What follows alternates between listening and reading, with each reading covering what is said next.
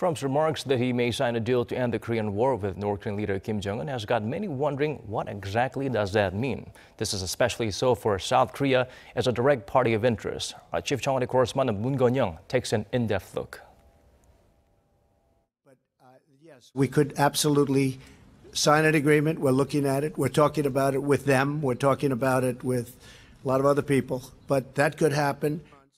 The U.S. president on the possibility of he and North Korean leader Kim Jong-un signing an agreement to end the Korean War. It's got many in South Korea wondering whether he meant declaring the end of war just between the two without the presence of South Korea, or whether that meant a three-way summit was in the works in Singapore following the historic Kim-Trump summit. In other words, just scrambling for answers. Is it even possible for those two to declare an end to the 65-year-long Korean War in Singapore next week?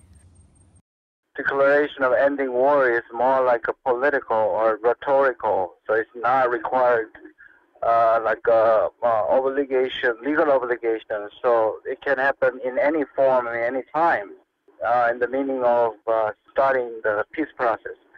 So the best scenario is, as you said, trilateral declaration among three, U.S., North Korea, and South Korea. In Inter-Korean Summit, they declared ending the war. And now it's the U.S., North Korea bilateral declaration. And then hopefully trilateral declaration in coming days. But another school of experts say U.S. President Trump's remarks suggest the nuclear deal isn't anywhere close to signing an end-of-war treaty, with now fewer than 4 days left until the big day. Heading to the summit, and still North Korean leader Kim Jong-un didn't decide a strategic decision to denuclearize in a manner of a CVID. So President Trump emphasized the compensation, such as declaration to end the Korean War and the diplomatic normalization, to induce North Korea decide such kind of a strategic decision on denuclearization. How likely is it that the U.S. president will declare the end of the Korean War, partly giving the North Korean leader the security guarantee the regime has been so adamantly demanding at the Kim-Trump Get Acquainted summit in Singapore? I don't think the possibility is not so strong because yet the North Korean leader Kim Jong-un didn't decide a strategic decision to accept the CVID.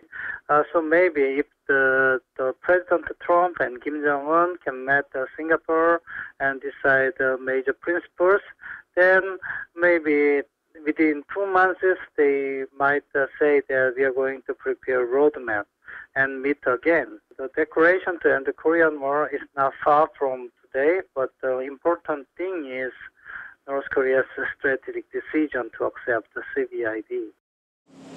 And there are still those who have not ruled out the possibility of the South Korean president jumping on the plane and joining the party.